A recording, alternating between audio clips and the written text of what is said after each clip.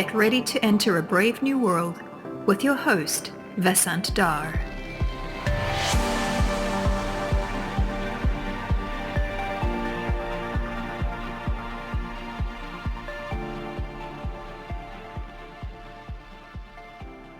Hello, and welcome to Brave New World.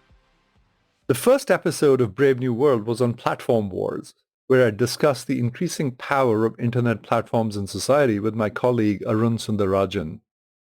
We discussed the growing power of digital platforms and how they've emerged as the new weapons of the internet era, which is contributing to the current tension between the US and China. In today's episode, I broadened that conversation beyond technology and considered the larger landscape of the tension between the US and China as a new administration takes over in the United States. My guest today is Peter Berkowitz, who is the Tad and Diane Taub Senior Fellow at the Hoover Institution at Stanford University. Peter has written 4 books, edited several volumes, and published numerous articles across politics, law, and democracy. His recent writings have focused on constitutional government, liberal education, Middle East politics, and the China challenge. In 2019-2020, he served as the director of the State Department's Policy Planning Staff, executive secretary of the department's Commission on Unalienable Rights, and senior advisor to the Secretary of State. Peter, welcome to Brave New World. I am delighted to have you on the show. Well, thank you very much. It's great to be with you, and I appreciate your reaching out, and I'm looking forward to this conversation. Likewise. There's a number of things I want to talk to you about, related to the current, U.S.-China tension, including the role and importance of technology in, the balance of power. But let's just start with something personal. Just tell us something about yourself and your journey, just to sort of kick this off. Something that people might not know about you. Well, it might not be well known about me, for example, that my real interest in foreign affairs dates to the decision I made at the end of my time as a student at Swarthmore College to pursue an opportunity to teach tennis on a kibbutz in Israel. What's teaching tennis on a kibbutz in Israel got to do with foreign affairs? Well, I had an extraordinary experience. I won't elaborate the challenges of teaching tennis in a foreign language, but I will say that my first serious visit abroad taught me a great deal about inside Israel, about the tensions between individual and community, rural, urban, Jews, Arabs, secular, religious, and that's just within Israel. It also taught me about the tensions in Middle East politics. So on this trip, really, 2 lessons began to crystallize. One, the complexities of the world beyond the borders of the United States. And 2, the extraordinary achievements within the United States in terms of freedom and prosperity. I learned both to appreciate complexity and learn to begin not to take for granted what the United States had achieved. So that still, for many years, foreign policy was not at the center of my professional interests, but really I began to think seriously about those matters when I was teaching tennis on the kibbutz in Israel. So, it's interesting. You've got, an academic background and, you've been working for the State Department. So let's just start with your high-level observations about the Trump administration's strategy and thinking about China, what it got right, maybe what it didn't get right, and, how you expect things to change with the Biden administration. Big questions. So first, the Trump administration's achievements on China. As everybody can recall, candidate Trump ran on a platform that included establishing fairer relations between the United States in regard to trade. And he pointed the finger and he pointed it sharply at China.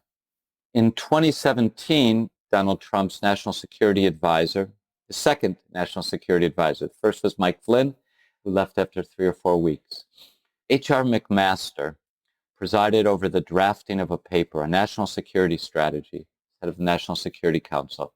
And this paper began to affect a break with the conventional wisdom about China, conventional wisdom that had dominated American thinking for about 40 years. What was the conventional thinking? The conventional thinking was that China was a rising power. Of course, like all rising powers, it sought preeminence within its region, the Indo-Pacific, and that the United States should take advantage of China's economic modernization and economic development to engage with China and, to the extent possible, incorporate China into international organizations and the international economy. That way, everybody would benefit. Chinese people would benefit, the United States would benefit through greater trade, the international community would benefit. Really, with the national security strategy of 2017, you could see the Trump administration announced a break with that view. We now saw, I only joined the State Department in 2019, so the Trump administration saw China now as more of a great power competitor. And importantly, and this is, I think, most clearly laid out in the paper that the policy planning staff published in November of last year, 2020, China was seeking not merely preeminence within the established order. China was seeking to transform the international order. That international order created after World War II with the United States in the lead, based on principles of freedom and openness, which had produced unprecedented prosperity. China wished to transform that order, place Beijing in the center, and infuse that order with standards and norms much more friendly to Chinese-style authoritarianism. So recognizing that and reorienting American foreign policy about this challenge that was taking place, playing itself out in all regions of the world, I think this was the great achievement of Trump administration foreign policy. So what, and are there things that it didn't get right about that foreign policy? And, where I'm going with this is, it reminds me of a conversation I saw with Graham Allison at the Asia Society several years ago, where he sort of described the dynamics associated with the rising power, and this is what you should expect. And he described sort of China's strategy as sort of, build a runway here, take an island there, just sort of low-key kinds of things that aren't sufficiently egregious to cause conflict, but just sort of minor irritants while it's sort of establishing itself as a global power, right? I mean, that's sort of not unexpected and not surprising.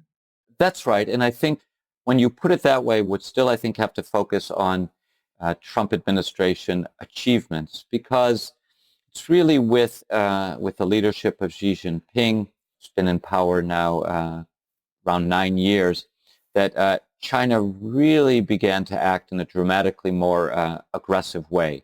Although the strategy you described, that Graham Allison laid out, it captures what has been unfolding in the South China Sea over the last decade. Create an artificial mound here, do a few more patrols there, establish a bit more control over this set of islands or that set of islands. And before you know it, China is making claims to wide swaths of the China Sea in flagrant defiance of clear international law standards. So the Trump administration really, I think, for the first time, clearly recognized this strategy and called it out. Now, we can talk here of work that needs to be done. So the Trump administration certainly did not prevent China from continuing with this slow, gradual buildup of positions, increasingly menacing gestures toward Taiwan, to say nothing of the crackdown in Hong Kong in the spring of 2020. The Trump administration in the United States, President Trump and Secretary of State Pompeo, who really was a very important figure in the reorientation of American foreign policy, I think were as aggressive as any country in the world in response to the depredations of the Chinese Communist Party, the CCP. I believe the United States is still the only country to have imposed sanctions on a wide array of Chinese officials connected to the crimes against humanity and the genocide in Xinjiang. We stripped Hong Kong of its special trading status after the Chinese stripped Hong Kong of its freedom in the spring of 2020. We have the Trump administration increased arms sales to Taiwan, inaugurated economics dialogue with Taiwan. We took many steps. Really what I say is what remains to be done, what needs to be done, what the Biden administration needs to do, I believe, is continue on the same path.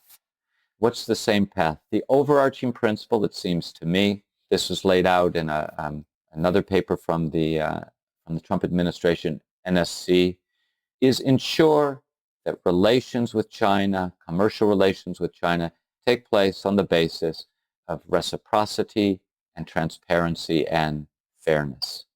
So, Peter, that's appreciate that background. So, I guess, the way I look at America, since I was a kid growing up in India in the 60s and 70s, that it was an exporter of its culture and sort of an example for the rest of the world about a lot of things done right.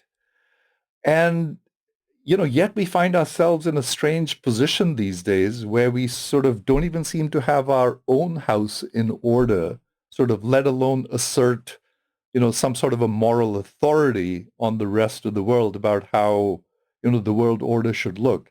How do you think about that? I mean, you've studied democracy and, written books about morality and, how do you view the state we're in and how difficult or how much of a problem is that in, trying to sort of project the American view or system of governance on the rest of the world? Another good and complicated question. On the one hand, it's very important to recognize, to face up to the distemper that plagues the United States of America today.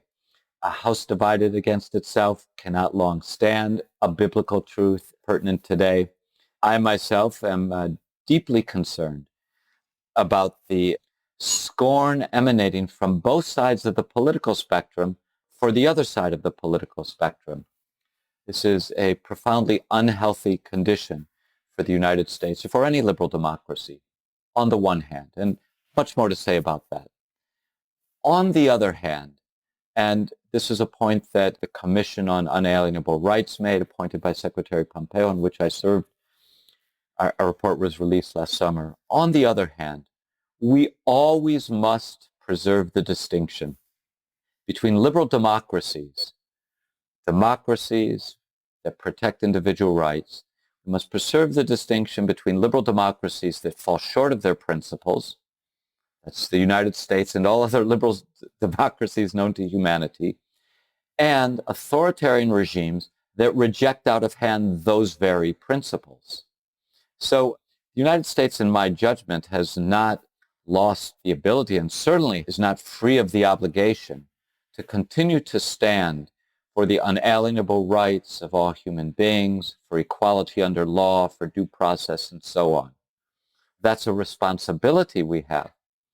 On the other hand, it has to be acknowledged that our ability to discharge that responsibility is compromised by the anger on all sides in the United States today, by the various ways in which we still fall short of our principles. Just one final thought, though. Still, in the larger scope of human history, and even if we take a comparative look, politics around the world today, the United States has done and continues to do an impressive job of preserving freedom and equality under law for a large, continental scale, diverse population. So would it matter so let's say China were behaving exactly the way they are, but they were a democracy.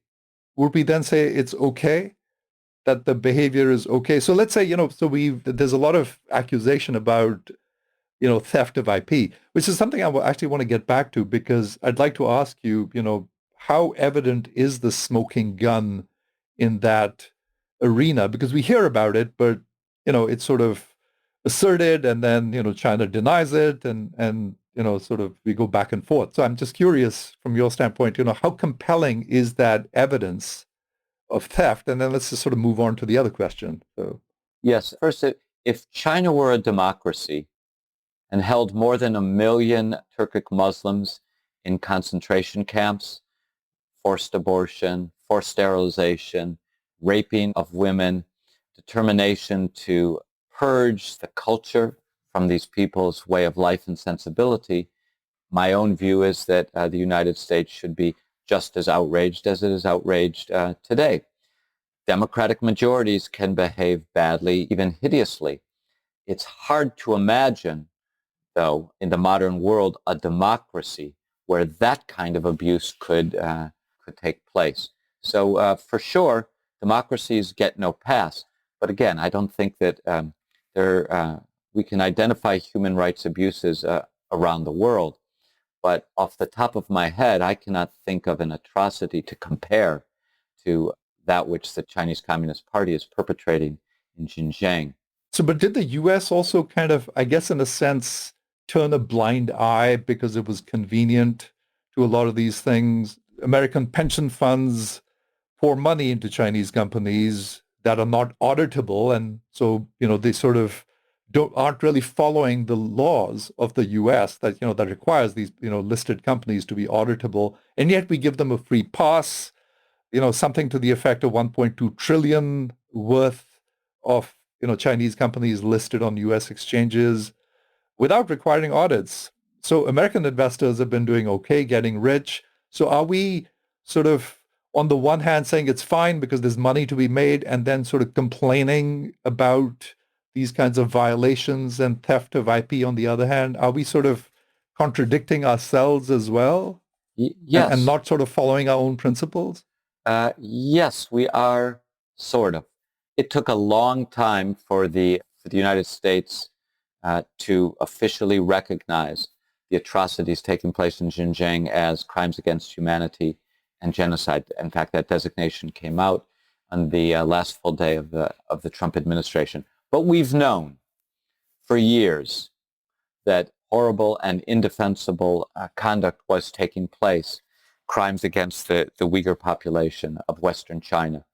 And yes, every economy that does business with China is at some level implicated. But we have to be clear here. The problem of justice conflicting with other vital national interests is a permanent problem of foreign affairs, going back to as old as we've been thinking about foreign affairs, certainly back to Thucydides' history of the Peloponnesian Wars. That doesn't mean that there's no problem. It just means it's a permanent problem, not something special or new that the United States faces. Every major economy in the world is deeply entangled with the economy of China, which now boasts the world's second largest economy, and soon, 5 years, 10 years, 5 months, I don't know, will have probably have the world's largest economy. So the challenge, it seems to me, for those of us who care about freedom, equality, and under law, and believe that concern for human rights must be an element of American foreign policy, is how can we, consistent with the full range of our national interests, contribute to the reduction of these crimes against humanity? One way we can do that is to recognize them. I believe that the United States was the first country to do so. Second, we've imposed sanctions, as I think I've already mentioned, on many high Chinese officials. Third, we can talk about this. Now, you say that's just talk, but we know from the experience of Soviet dissidents that the United States championing human rights provides sustenance and gives courage to those who are resisting tyrants. And to your point about, another one of your points about Chinese theft of intellectual property, we have it on the authority of the U.S. Trade Representative that this theft is taking place at the magnitude of hundreds of billions of dollars a year. It's interesting, there's very little debate among our friends in Europe about the scale and magnitude of this property theft. The serious debate is what can be done to counteract it. And that is the next step. Here's one measure, one initiative that the Trump administration concentrated on. It was the creation of Clean Network. This was led by Undersecretary Keith Kroc in the State Department. And Keith traveled around the world to sign up nations to agree to create digital infrastructure, hardware and software, that didn't use Chinese national champion providers, e.g. Huawei, in order to help secure their digital networks and thereby to help protect their intellectual property. So another piece of evidence is, if you will, in addition to the findings of the U.S. Trade Representative, is the interest of more than 50 nations and many, many large companies to sign on to this clean network.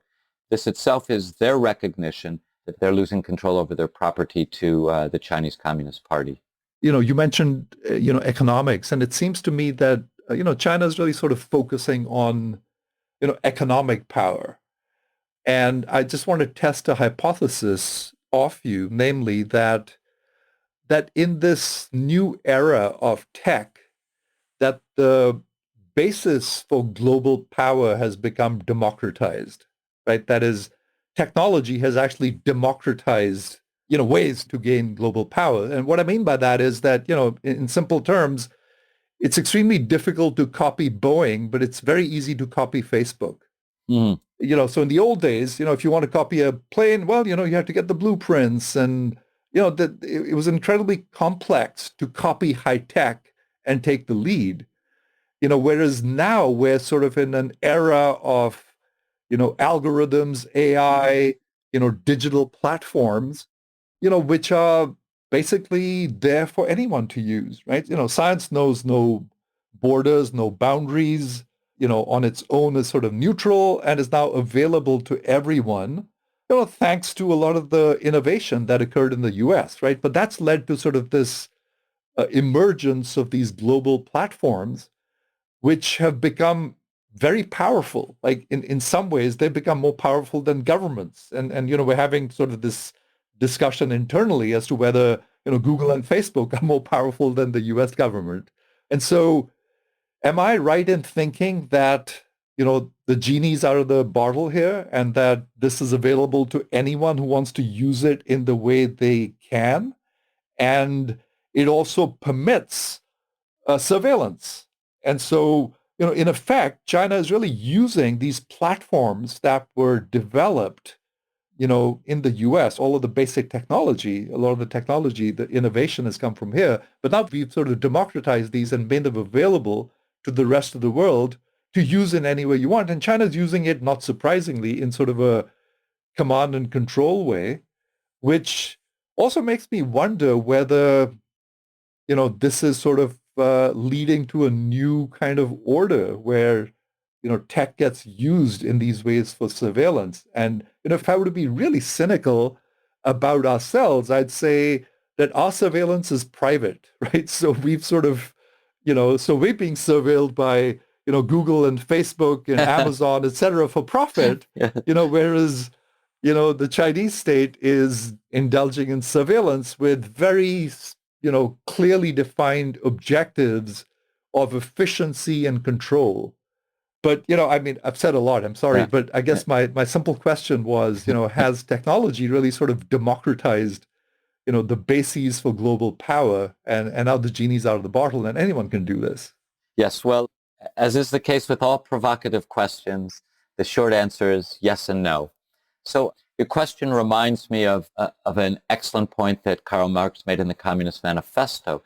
He was writing in 1848 in the midst of a technological revolution in transportation, importantly in communication.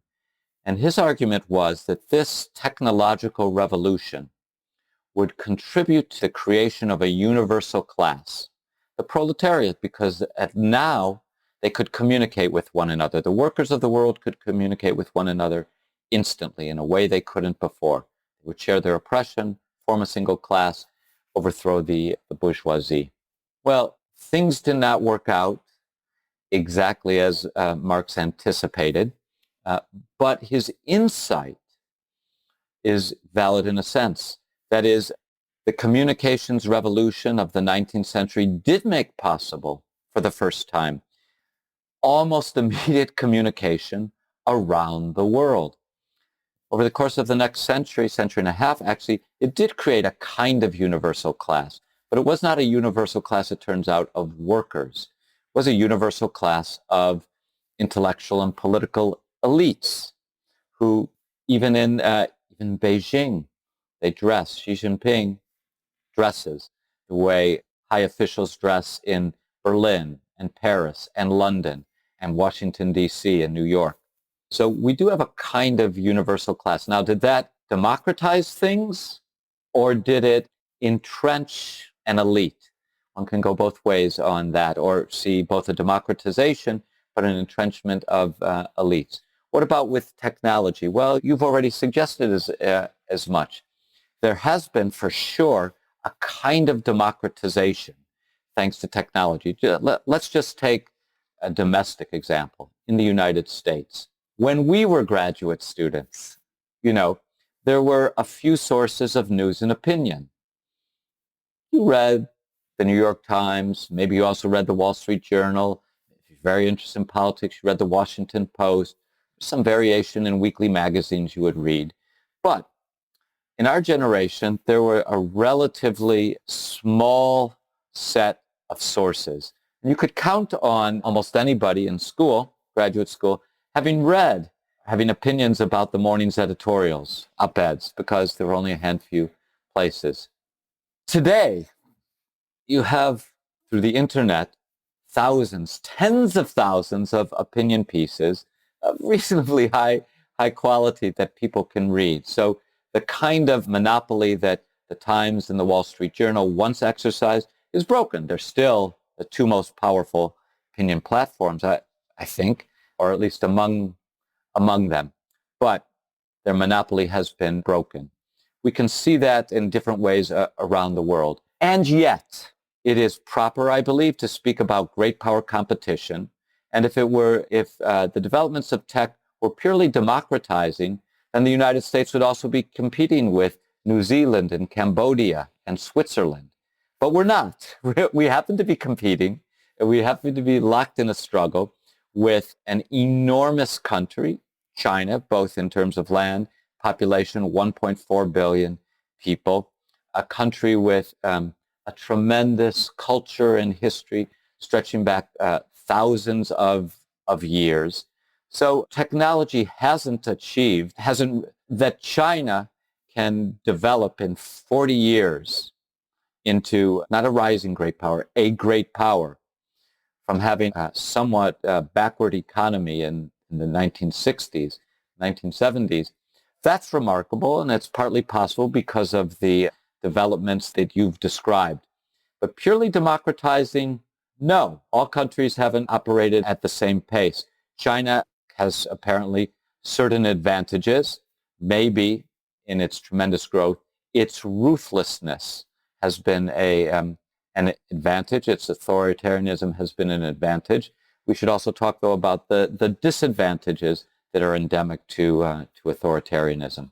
So what are those disadvantages? I mean, you pointed out, some of them clearly, but from a strategic standpoint, right? If I were to look at this purely strategically as sort of as a sort of scramble for, control, what are the disadvantages to the Chinese model? The sort of command and control where you sort of have platforms, you've got, China's arguably caught up in robotics, and manufacturing.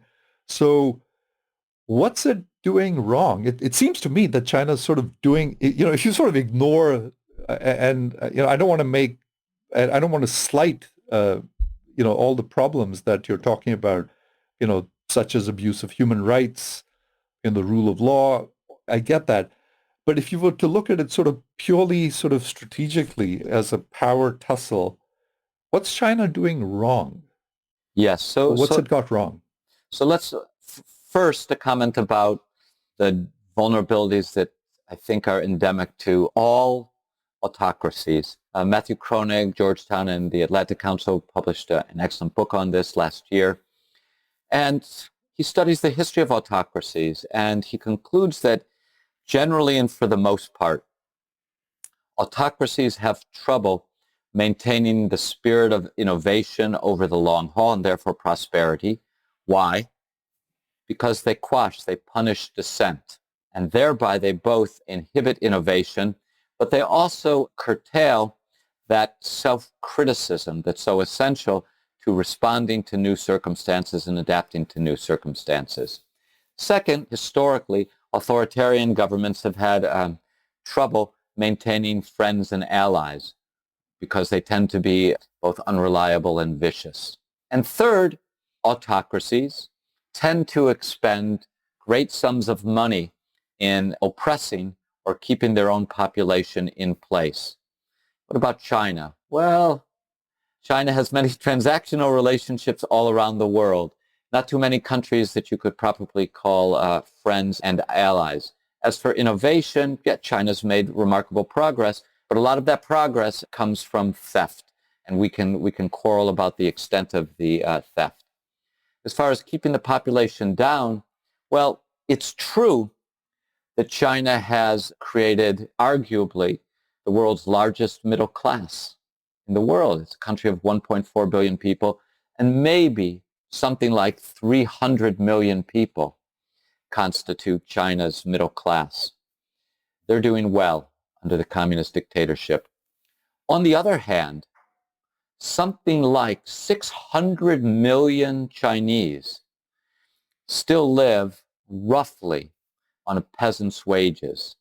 So in the same country, you have these extraordinary, glistening modern cities with modern amenities, and 600 million people, almost twice the size of the United States, living as peasants. You have other kinds of, there's economic stability, the demographic instability in China that comes from the one-child policy.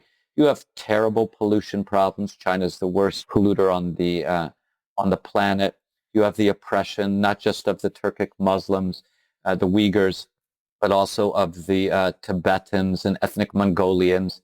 You have the reputational damage that the Chinese Communist Party has created, both through the debt trap diplomacy, economic schemes of co-optation and coercion around the entire world, along with China's cover-up and disinformation campaign concerning the novel coronavirus, COVID-19 disease, which I should add the United States took the lead in exposing. When you add all of this up, you see China, the Chinese Communist Party, faces some severe headwinds. So I want to come back to a couple of things. I want to come back to tech. There's a lot of talk about, China's advantage in AI, and that advantage stemming from, sort of an unfettered access to data and Yes. the capability of using it, for all kinds of purposes. Some of them actually good, efficiency oriented, and, some of them obviously for control. Is there a concern that, and I'm just curious as to whether there's any discussion on this in State Department circles or recognition of this, that, one of China's main exports could actually be, surveillance platforms, that develop sort of quite naturally in a sort of command and control centralized infrastructure, where you can now incorporate drones and, all kinds of other technologies that can see so much more than we're able to, right? So, if I were sort of thinking strategically, I'd say, that's sort of a natural evolution of tech in China, because I've been thinking about this question for some time. What does it really mean to have an advantage in tech and AI? I'm an AI person, and to me, sort of the technology is fairly widely available, right? When someone comes up with a new algorithm, well, it's available, and then the hard part is collecting the data and actually, creating the intelligence from large swaths of data. Yeah. And, so that tends to be a challenge. But, in an economy or in a regime where you have access to all of that, you can get tremendous insights, right? That can sort of really turbocharge lots of things, in that economy, surveillance being one of them, but even transportation, all kinds of other like really, efficiency benefits that accrue from that. And if I were developing those kinds of platforms, I'd want to, export them. I mean, I would expect that there'd be plenty of countries that would want that technology in one form or another and sort of adapt it accordingly. Is there sufficient recognition of that type of risk, or am I just imagining this? I wish I could say you were imagining it, but you are describing our reality. It's actually a frightening reality.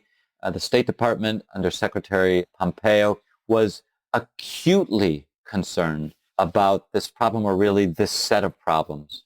And in fact, and this is connected to Undersecretary Keith Krach's work establishing and growing the clean network. So yes, of course, this technology is easy to export, right? You don't need big cargo ships to export it. Our concern is that the Chinese export of technology was designed in such a way that the information that would be garnered would not just be the property of this country or that country, but that it would be channeled directly back to Beijing and used for military civilian purposes, because everyone I know is aware of the concept of military civil fusion, which is an official doctrine of the Chinese Communist Party. So, and as you say, and of course, you know vastly more about this than I do, the accumulation of data is a critical factor in refining the AI capabilities. And imagine Chinese technology, Huawei, hardware and software installed all around the world, producing for the Chinese unfathomable and unprecedented amounts of information. This would give them an extraordinary advantage in the burgeoning field of artificial intelligence. So, the State Department has concerns ranging from 911 emergency telephone centers in Central America, built by the Chinese, to Chinese companies revamping parts of Israel's Haifa port, where American naval vessels have docked. In those cases, and hundreds more, we are concerned that the technology that's installed has backdoors which produce enormous amounts of data for the Chinese Communist Party. And as you pointed out, I want to bring this together, but you've mentioned it now in two questions. In a way, it's an obvious point, but we need to emphasize it. Technology, is it a friend of democracy or is it a friend of authoritarianism? The answer is it's both. It depends upon in whose hands it's used and the principles that guide its use. In the hands of the Chinese Communist Party, it has contributed to the creation of the most massive and intrusive surveillance state that we have ever seen. And to go back and answer what was a kind of rhetorical question, at least for now, I certainly prefer the kind of intrusiveness I have to fend off in dealing with Facebook and Google and Apple to the social credit system and the surveillance state that the people of China face. Okay, I guess what you're saying is that, as bad as surveillance capitalism is, yeah, maybe we can get our hands around it and learn how to control it, as opposed to sort of surveillance authoritarianism, where you don't have a chance to even talk about it. Very well put. In other words, I do not mean to minimize the challenges that we face within the United States, although I am cheered that so many people are alert to this, and this seems to be a concern. Still, it's distorted by partisan bitterness, but one sees on both the right and the left concerns arising about privacy in the age of these powerful social network platforms and big tech. Yes, I much prefer to be grappling with our problems than to be grappling with the problems posed by the CCP. Yes. So, this reminds me of a book I read several years ago by, I think it was Michael Pillsbury, called The 100-Year Marathon. And, lots of data in that book. The book, I guess, could have been better written. It was almost like, it seemed like it had been written by a ghost author, but tremendously useful data, really well researched, and I really enjoyed reading that. And it made me wonder whether there's sort of duration mismatch, I guess is the way I'd call it in terms of leadership, right? That is, we have our leaders sort of, constantly trying to justify things and being elected every 4 years into power, that it's hard to have like a long-term strategy, let alone sort of a long-term Yeah. tech strategy, when you have this, what I call the duration mismatch, where the leader of the Communist Party now could be in power for 30 years, right? Can really take the long view and convince people that, maybe we need to work harder, that we will prevail, all of that kind of hype, but that you actually have an advantage, when you're in power for that long to sort of take the long view, whereas, we never have that luxury, right? And the associated sort of question here is, China has this clear strategy, a clear political and a technology strategy, whereas I'm sort of struggling to understand whether that's even possible Yeah. in the US, sort of beyond what we're doing, at the moment, which is sort of trying to protect IP, trying to convince other states around the world that, we have a better system. I'm just wondering, is that sort of that just seems like a tough fight to fight. There's no doubt it's a tough fight to fight. And you may be pointing to an area in which, to some extent, autocracy has an advantage. If you turn to the speeches of Xi Jinping, you will see that he often speaks about these dates. 2025 will achieve industrial dominance in these sectors. By 2049, we will have a world-class military that perhaps surpasses that of the United States. What American politician speaks of what the United States will have accomplished by 2030 or 2040? And it is a proper observation that the United States tends not to excel in grand strategy, long-term planning. Maybe that's the flip side of the advantage we have I think, an undoubted advantage in innovation, in bringing to light political problems, debating them. I would prefer not as vehemently as we're debating them today, but the problems are on the surface. We're talking about them. And look, if Xi Jinping is worried about how different regions of China are dealing with the United States, he doesn't have to do what Secretary Mike Pompeo did last February, which was address the National Governors Association. All 50 governors from around the United States were invited, and ask them, exhort them to be careful about striking business deals with the Chinese Communist Party, because such business deals threaten America's national security. We have states which considerable amount of power to control economic and commercial life and other very important parts of citizens' lives. So yes, we face hurdles. Plus, Xi is now president for life, so he doesn't have to worry about re-election. On the other hand, authoritarian leaders, dictators, autocrats do have to worry about instability within their party. They have to worry about others who are seeking power. They have to worry about the loyalty of the army and so on. And Xi is going to have to keep 300 million, 400 million middle-class people. He's going to have to keep them satisfied and reasonably prosperous in exchange for living in a surveillance state. So sure, Xi can speak about long-term plans more effectively than we can, but I would not underestimate the vulnerabilities of an autocracy. And I'd also keep in mind that if we were having, I guess it wouldn't have been a podcast in 1952, but if a radio interview, we could have asked similar questions about the advantages that the Soviet Union, an authoritarian state, has over the United States. After all, the Soviets were famous for instituting, and the Chinese Communist Party copied them, 5-year plans.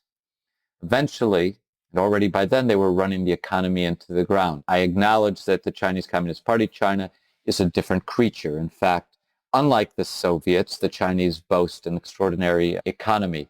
But at least in the 20th century, liberal democracy in America, with all of its faults, including certain disadvantages when it comes to long-term planning, prevailed against authoritarian powers in World War I, authoritarian powers in World War II, and authoritarian powers in the Cold War, this is no reason to rest on our laurels. We have a tremendous amount of work to do. And if I make one final point, I'm sorry for going on so long in this answer.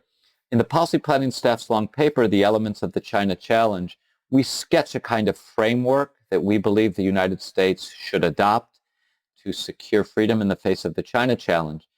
And I believe half of our points, 5 of our 10 points, focus on, to use a phrase we used at the beginning of our conversation, putting America's own house in order, including educating citizens to prepare them to deal with the China challenge. That has 2 big parts: ensuring that all American citizens have a good knowledge of American principles of constitutional government.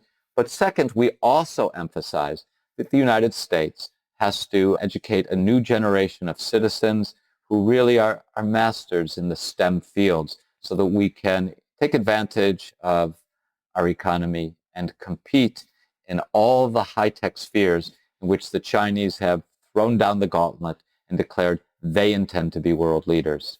Thanks for that, Peter. And your reference to the Soviet Union reminded me of this Fukuyama quote, and that sort of, did we become complacent after the, fall of the Berlin Wall and assume that ours was unequivocally, the better system of governance, and that's something that's sort of being questioned at the moment because of sort of stumbles we made? Like, what went wrong there?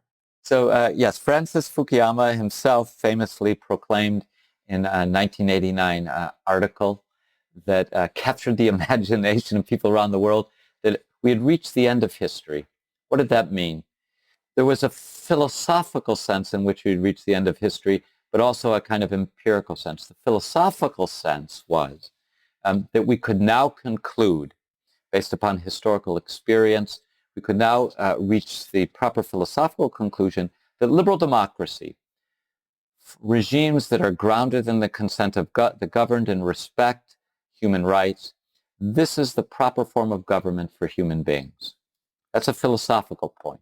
It's the proper form of government. The empirical or historical point was, and moreover, all the historical tendencies point to the realization of this form of governance around the world. Fukuyama had either some combination of good luck and foresight to publish his article 2 months before the Berlin Wall came down. And a couple of years later, winter 1991-92, the Soviet Union dissolved. Itself, amazing. Much to be said about that. The late Charles Krauthammer, I think, had a wonderful description of the American sensibility concerning foreign policy from roughly 1992, the collapse of the Soviet Union, to September 11, 2001, the attacks on the World Trade Center and the Pentagon. He called this period our holiday from history. And that's a way of capturing a certain complacency that set in.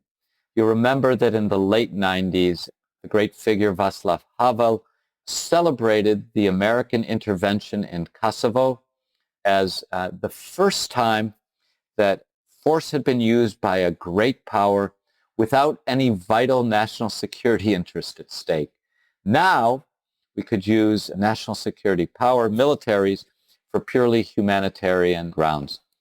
The underlying thesis during this period was all the world is tending toward liberal democracy, including China. All we have to do is encourage, push, nudge, be cooperative. In retrospect, but even during this period, if we had been paying proper attention, we would have seen this was a mistake. The world had not ceased to be a profoundly dangerous place with profoundly illiberal and undemocratic sensibilities and tendencies at work. It was during the 1990s that a figure named Osama bin Laden, after all, proclaimed war on the United States and the West. So yes, I think it is fair to say, it's a meandering answer, you'll forgive me, I trust, that yes, we indulged a certain complacency during that period. The complacency was concerning the inevitableness of liberal democracy.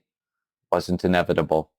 And related to this, complacency concerning the attractiveness of American-style liberal democracy. It turns out that liberal democracy is not inevitable, but I return to the philosophical point. I myself have not backtracked from the belief that liberal democracy remains the form of government that is most suitable to the dignity and unalienable rights, human rights, that all human beings share. Is liberal democracy a flawed political system? Yes, for sure.